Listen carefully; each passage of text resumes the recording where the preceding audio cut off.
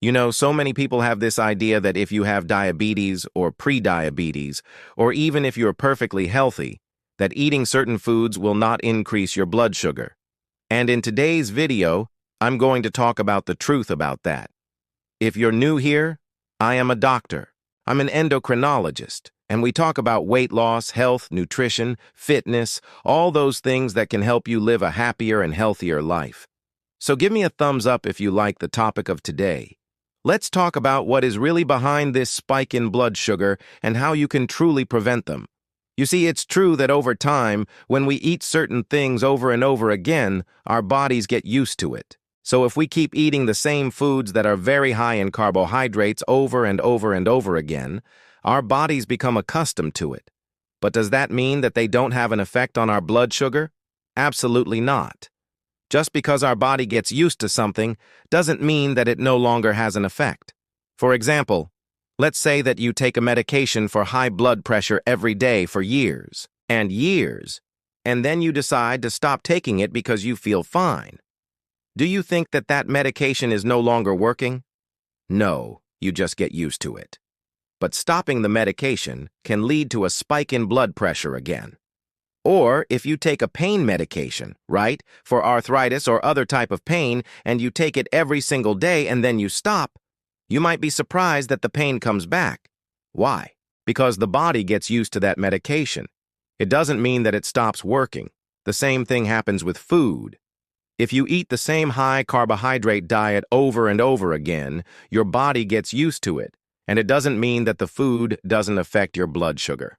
Let me give you some examples. So if you are used to eating highly processed foods such as potato chips, crackers, cookies, soda, juices, things like that, and if you suddenly stop drinking or eating these foods, you might be surprised at how hungry you get or how shaky you feel, or maybe even a little bit dizzy because your blood sugar will definitely spike if you stop having those things. Your body gets used to the rapid rise in blood sugar from those foods, but that doesn't mean that it doesn't happen anymore. And you might ask, well, doc, why would my blood sugar spike if I'm used to eating those high-carb foods? Well, remember that eating refined carbohydrates causes a big spike in insulin. And then, when there's too much insulin in the bloodstream, that leads to a rebound low blood sugar, and then that triggers hunger and cravings for more carbs, which creates a vicious cycle. Some people might try to avoid a blood sugar spike by eating only the complex carbohydrates, like brown rice, oats, quinoa, whole wheat bread, etc. Are those types of carbohydrates better? Yes. Compared to the white refined carbohydrates, they do cause a smaller spike in blood sugar. But they still raise your blood sugar, and they also raise insulin levels. So just because they are complex carbohydrates doesn't mean that they don't affect your blood sugar. Here's the problem with complex carbohydrates. They may not spike your blood sugar as quickly as white bread, but they have a glycemic index that is still considered high. What is glycemic index? Well, it's basically a ranking of foods based on how much they increase blood sugar. Foods are ranked from 0 to 100. And anything above 70 has a high glycemic index. So even though complex carbohydrates may not spike your blood sugar as fast as refined carbohydrates, they still fall into the high glycemic index category. So now let's look at some of the complex carbohydrates that you might be surprised to learn that they actually have a glycemic index of around 90. That's pretty high. Cornmeal, corn grits, parboiled rice, bulgur wheat, rye bread, barley, kasha, pasta made with semolina flour, and even popcorn. These foods have a glycemic index of between 80 to 90, which means that they spike your blood sugar a lot. Now what about potatoes? You may be surprised to know that all kinds of potatoes, whether they are russet, Yukon Gold, sweet potatoes, even the purple ones, they all have a glycemic index of around 100. That's the highest possible ranking. And this is because potatoes have both sugars and starches, which when broken down by our digestive system, they release glucose directly into our bloodstream.